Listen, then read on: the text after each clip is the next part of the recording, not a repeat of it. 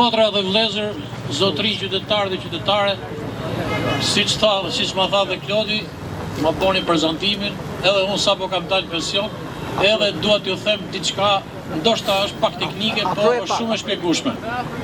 Mendoj se është fare e thjesht për ta kuptuar. Sapo kam lexuar për hir të profesionit, kam lexuar projekt ligjin e buxhetit të shtetit për vitin 2026. A e dini që 139 veta do votojnë një buxhet i cili e fut Shqipërinë në borxh 640 milion euro. Do me thonë, kaq X të ardhura, Y shpenzime dhe shpenzimet janë 640 milion. A dini që do me thonë kjo 640 milion? Ka vetëm 2 mënyra për ta balancuar këtë gjë, pa folur për pjesën e paqes fiskale e cila i takon të kaluarës. Kjo do me thonë që këta o do rrisin taksat për gjitha llojet e bizneseve, ose do të marrin borxhe. Futja në borxhe motra dhe vlezër, qytetarë dhe qytetare, në kurriz të kujt do jetë? Të këtyre plerave, të këtyre maskareve? Jo, do jetë në kurrizin e gjithëve neve bashkë. Të fëmijëve tanë, të kushurive tanë, madje edhe të vlezërve dhe motrave dhe kushurive të këtyne. Kaq të poshtër janë këta, e fillon, a ka në shtëpi që e fillon buxhetin e vitit me minus për zotëri, këtë duhet t'ju pyes unë.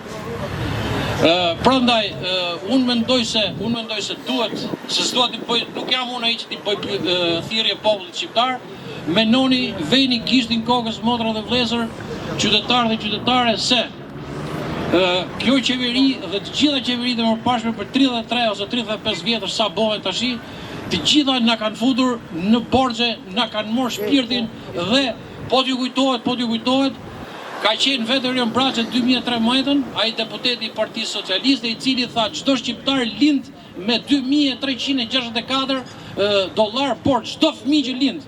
A e kuptoni, e ka dhe në Wikipedia, në dokumentat zyrtare të botës, ku tregohet borxhi për secilin nga shtetet.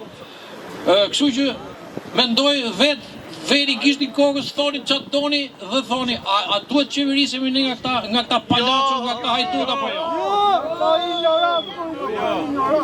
Unë ju falenderoj, kaq kisha, mund të them edhe i gjë tjetër që ma ka thonë një zotëri i cili është më i madh se mua, pensionist edhe ai, i cili ka pas punu në një ambasadë të huaj. Dhe më tha, i kishte ardhur një specialist nga ajo ambasada ku punonte, që ishte për të parë Shqipërinë në vitet 97-98, ose diku aty rrotull, fillimi i viteve 2000. I tha, Shqipëria, tha, e pash venin tu, i tha, përshkohet nga 7 lumej, tha, nga lindja në perëndim që derdhen det. Po si ka mundësi që jeni të varfër ju mër zotëri, kështë të thonej, se i vinte nga këto venet arabe ku janë me shkretëtira. Tashi, ju e dini vetë, ja u bëftë zotin marë, ju në uroj një vit mirë të gjithëve.